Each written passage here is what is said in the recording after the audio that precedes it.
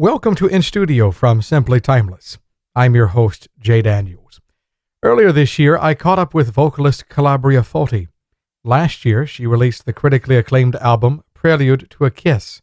Like many of her past recordings, it features lush string arrangements for beloved standards like The Folks Who Live on the Hill, Waltz for Debby, and the title track, Duke Ellington's Prelude to a Kiss.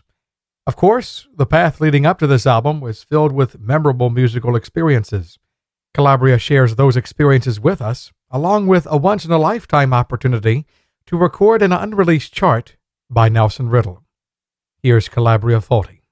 So I was really delighted to be able to have the once-in-a-lifetime experience to go into Capitol Records with a gorgeous orchestra, iconic arrangers on the podium, and sing in the booth where Frank Sinatra sang, and just have this incredible experience recording this beautiful music. And especially now, during this time of everyone's shuttered in at home and so forth, the music is all pertains to being home with family. And this record is particularly very personal to me. All the songs are about my family.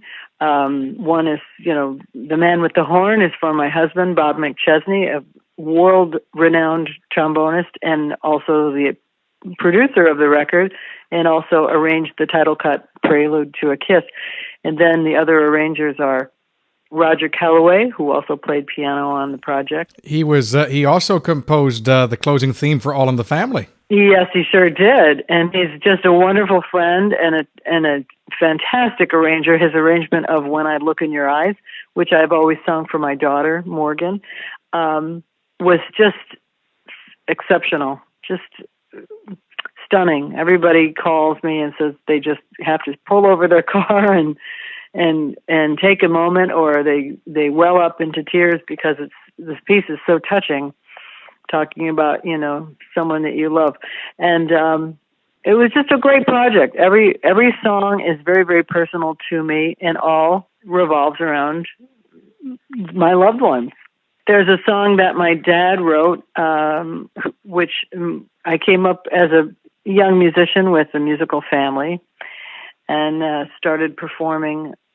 Actually picked up my first instrument, which was guitar, at about 9, and then migrated to playing electric bass, and I was able to play dance band gigs, singing and playing electric bass on the weekends with my folks and other, high-level musicians in the band, and I was expected to be a professional.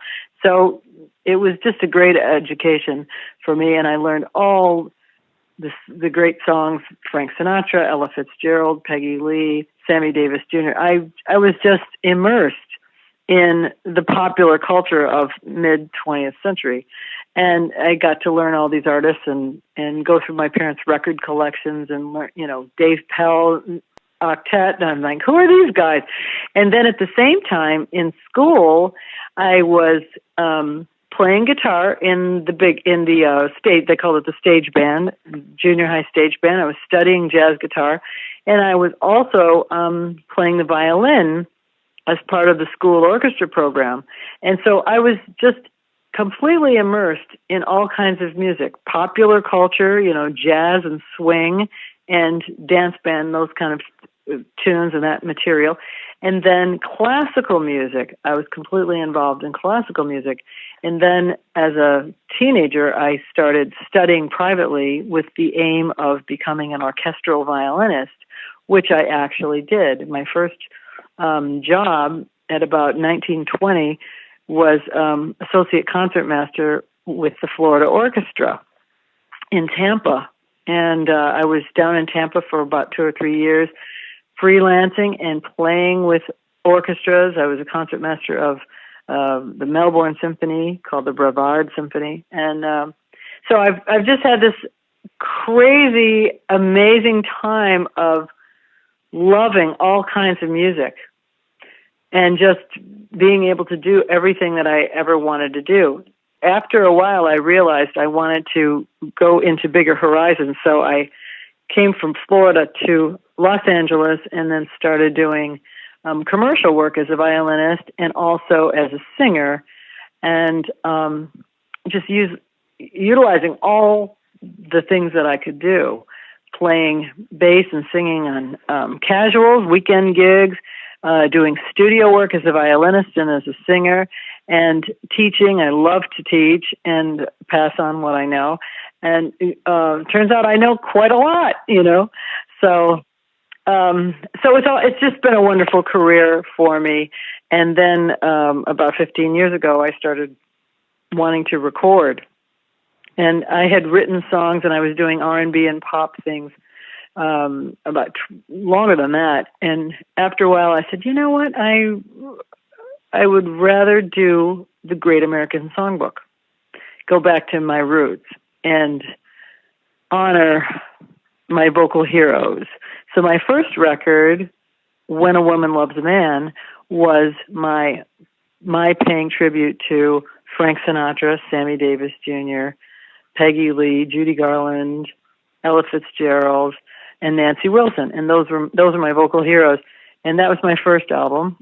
And then the second album is A Lovely Way to Spend an Evening, which is the arc of a romantic evening. The first album, When a Woman Loves a Man, also has a theme as a concept, and that's the arc of a relationship, in addition to my paying homage to my vocal people. The first song is being alone, meeting someone. I did an arrangement of Fever to pay tribute to Peggy Lee, but we do a whole twist on that song, and goes through and ends up with This Nearly Was Mine, with strings and very poignant, and then finally By Myself, Judy Garland. So alone, falling in love, meeting someone, having it develop, falling in love, having it all go awry, and ending up alone. That's When a Woman Loves a Man. The second record was the arc of a romantic evening.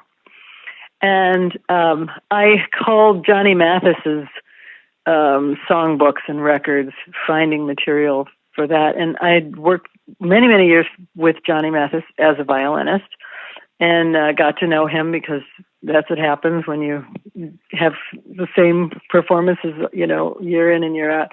And he's just a lovely guy. And so when I did finished A Lovely Way to Spend an Evening with the strings, all of my records have some kind of orchestral element.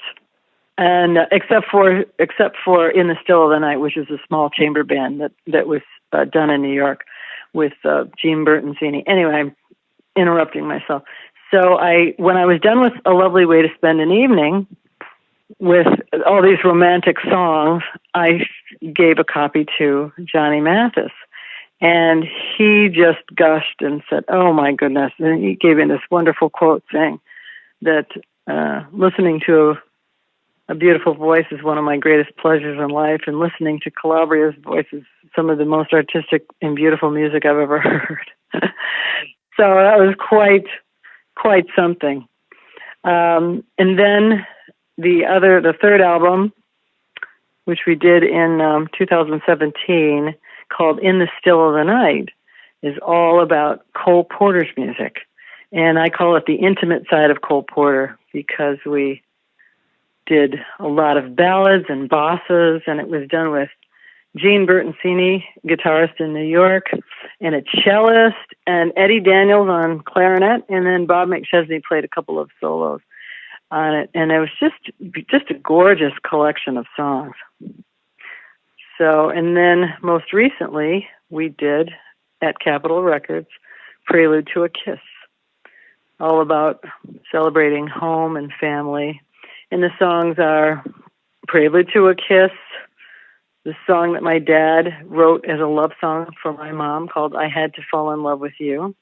Beautiful arrangement Bob did with Johnny Mandel. And the other original song on the record is a song that I wrote called Goodbye, about the pain of leaving your family to follow your dreams. The Folks Who Live on the Hill, as I discussed before, and When I Look in Your Eyes, a small band tune called Waltz for Debby, by Bill Evans, which I've always sung for my free-spirited little girl, Chandler. And then finally, a song called I'm Home, written by my friend Michael Dees, a wonderful singer-songwriter, kind of outlining wherever we are, if we're together, then I'm home. And it kind of concludes this whole concept of being home together and so forth, which I think is really appropriate during this crazy time of being sheltered. There was actually a medley of songs which we recently featured on a program that was quite topical for these times. We did a special, actually it's airing this week, called Relaxin' at Home from Simply Timeless. And so we featured your medley of backyard stuff because I said, even though you may not be able to have those gatherings, at least you can still enjoy time at home, time outdoors. And I think for a lot of us, it's really, at least for me, caused me to look at the things that are important to me, look at the things that matter most, and try and, make them priorities again. And I think you might be able to say the same thing. Yes, and the backyard medley, I made that arrangement of Back in Your Own Backyard, an old Billy Rose tune, and part of Simple Life, Give Me the Simple Life, and then finally the George Burns and Gracie Allen theme song, It's Our Love Nest, and that's that medley. And if you can't tell by my song choices, I am a total throwback to the 40s. My favorite channel, and during this time of being sheltered at home, I've been watching lots and lots of Turner Classic Movies, because I just love all the old movies and musicals and so forth, and that's kind of how I came up as a child, just going, wow, look at these beautiful musicals, Busby Berkeley, and all those incredible time of Hollywood creating gorgeous musicals in the 30s and 40s. So, well, you've been associated with these songs, at least performing since you were about 12 years old or so. Yeah, absolutely. When I got to perform with my folks' dance band, I was always bringing these tunes, saying, "Why can't we do this? Let's do this. Let's play in the wee small hours in the morning." It was all welcomed. So I was so fortunate that I was able to learn something during the week and then actually perform it on that weekend. You mentioned one point earlier within your career. On the last album, Prelude to a Kiss, there are often violin solos that are heard on the album. Mm-hmm. And I had to do a little bit of research because I didn't realize at first that in addition to your vocal talents, that you are indeed a violinist as well. I know that you said that you played, you played guitar, you played electric bass, you played violin. Is there anything musically that you don't do, Calabria? Oh, there's a lot musically that I don't do. I'm not very good at engraving, putting my handwritten charts into Finale, for example, on the computer. I'm pretty good at all the creative aspects, but I've never done a film score. There's a lot of things that I haven't done and that I would like to do, but it's usually the technical things sort of boggle my mind. But the musical things I love. Obviously, I don't play every instrument or anything like that, but I've done quite a lot in both classical music and then popular jazz, commercial, Broadway, if you will. There is so much intermingling of different musical genres, and they each influence the other. In fact, it always amazes me how many jazz musicians I speak with who are not only skilled in theory. In fact, if you're in something like bebop as a pianist or an instrumentalist, you almost have to have theoretical experience. But it also, I'm always astonished how many people have a strong background in classical as well, because one really does influence the other. Absolutely. Absolutely. And it's fun to mix and match. I perform quite frequently with a gentleman named Christian Jacob, who's a wonderful classical player and a wonderful jazz player and a wonderful composer. And the fact that I am a violinist as well as a vocalist, we are able to do a lot of crossover. I can do film music and play violin solos like Cinema Paradiso with him, and introduce these classical type songs in my live performance. That just makes the show so varied and interesting.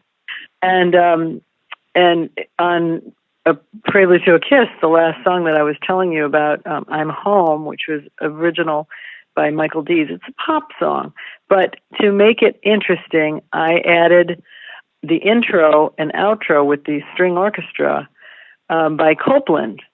I used a little bit of Copland's Letter from Home, which is an orchestral piece, just to bring in the song and then take the song out. And it just, to me, it just elevates the piece to something much more rich and beautiful, because I'm using Aaron Copland's introduction to the song, you know.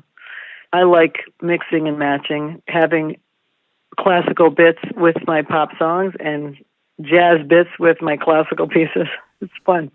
And regardless of the genre, Calabria, what are the songs that connect best with you on an emotional level? Oh, my.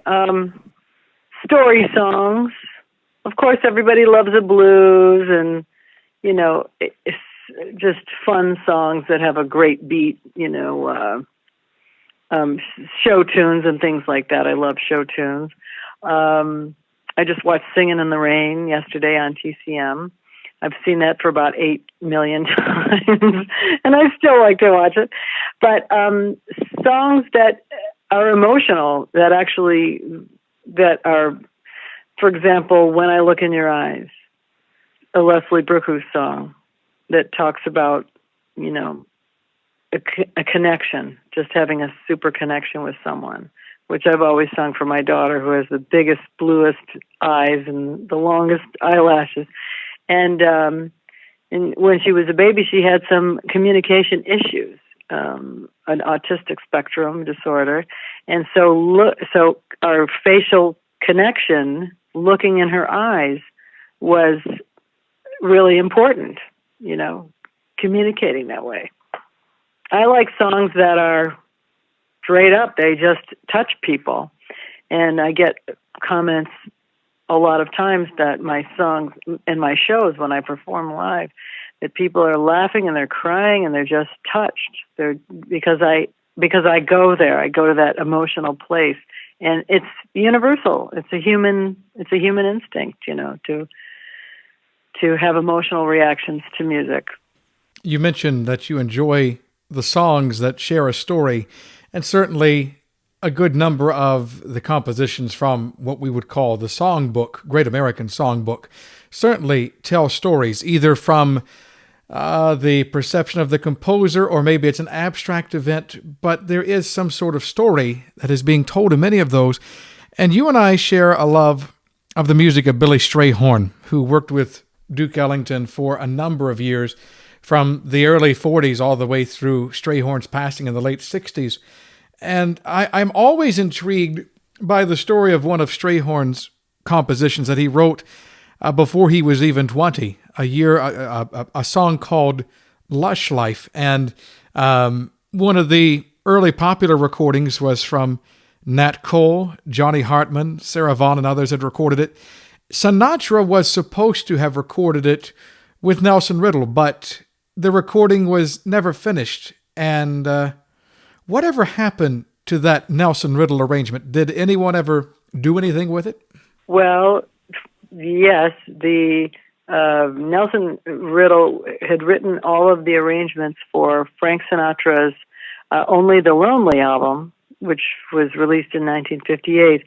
But there were complications in the recording process. Nelson Riddle and Frank had kind of a volatile relationship, even though Nelson Riddle, I think his work with Frank Sinatra is actually genius.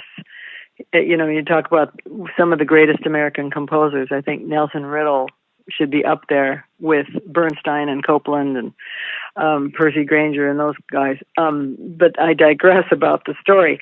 So Nelson had actually taken a gig with Nat Cole. So he wasn't going to be available to do the recording of Only the Lonely at Capitol with Frank Sinatra in May of, I think it was 58. It was around, late May. And it was a few days of recording, and he had the orchestra there. So Felix Slatkin was on the podium conducting. So it had been a long day. They were trying to record, get this, 7 songs in one 3-hour session. Typical recording sessions last 3 hours. They're booked as a 3-hour date. And they had done 6 at night. It was an evening session, too. So the 7th song was Lush Life. And it's a complicated song. And they started it, and Frank was kind of going through it, not really comfortable. And long story short, they abandoned it. He said, put it away. We're not going to do it. So it was in the vault with all of Nelson's songs and all of the thing. They never completed it. So fast forward to early 2000s, Bob McChesney, my now husband, he was my boyfriend, now he's my husband for many years. It typically happens that way, you date them for a while, and you decide you marry them. Yeah. Right. Anyway, so Bob McChesney is a world-class trombonist, and he got the call to start working with Frank Sinatra Jr. And as such, we became friends, and with Frank Jr., and one thing leads to another. We're having dinner, and Bob said, whatever happened with the Lush Life piece? And he said, well, nothing.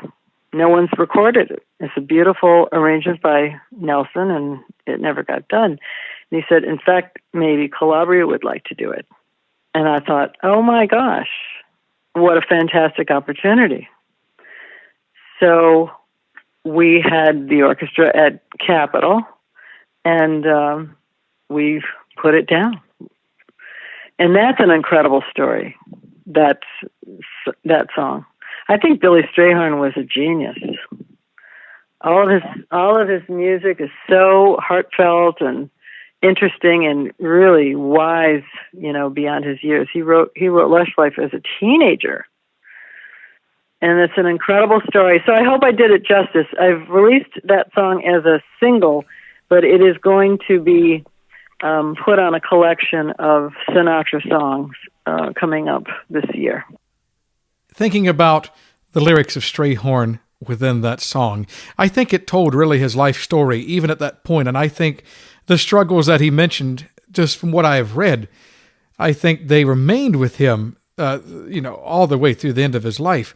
How do songs like Lush Life, with those lyrics, how do they speak to you when you are thinking about how you want to emote, when you are thinking how you want to present these? When you record a song like Lush Life, what is going through your mind in sharing someone else's story in your own way? Well, it's the same thing that I have to do as a song interpreter of any song that I'm singing. You have to look at the piece as acting material, right? I used to visit all the very gay places, so I'm listening to that story, and what was going through my mind when I was recording it is, obviously it's a heartbreak song, it's a torch song.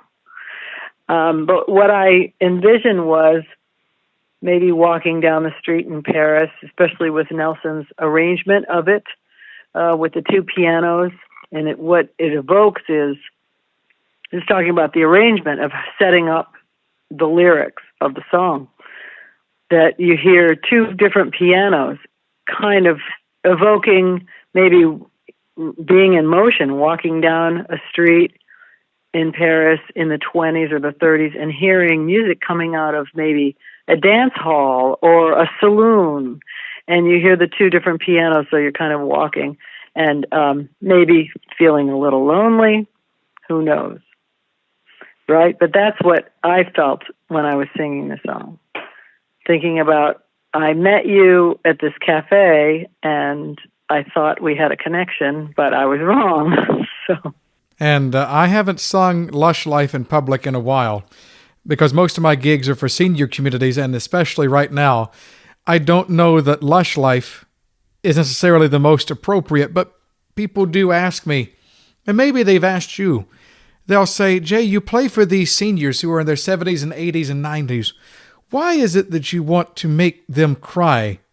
And I respond to them. It's not that I want to get anyone on the verge of tears or, well up sorrowful emotions, but I don't know. As we look at this personal aspect of how music impacts our lives, I do believe, though, that it's necessary that along with the happy-go-lucky songs, the fun songs, as you mentioned, that are some of them are on your album, I think it's also good that we bring up these songs of, things that did not go our way, plans that didn't come through, or a broken heart. I think these are all important as far as music relates to the human condition. What do you think? I agree with you. It's all part of life. Being happy is, you want to, the thing is, music has the power to change our mood and change our thoughts and change our feelings. So if someone's glum or, depressed or something, singing a fun song or can change their feeling, right? And also the opposite. Singing a sad song can make you feel sad, but it's all part of life. And music it's so important for that. Our tagline at Simply Timeless, we have two. One is a journey of musical discovery, but the other, I think, applies more than anything else. And it's your soundtrack for life, Simply Timeless. And I believe that the songs that you have recorded, they do speak to life. They speak to people and all of the good and the bad that comes with it. And from what you have told me today, there was really no escaping music in your life. It was always a part of who you were, and that you were essentially destined. I don't know if there were any other path you could have chosen, but I'm going to ask a question, and there is really no particular way I want this answered, but you think on it as you will. Why music? I think you said it best, Jay. There was no escaping it. I fell in love with music as a child, and I've never fallen out of love with it.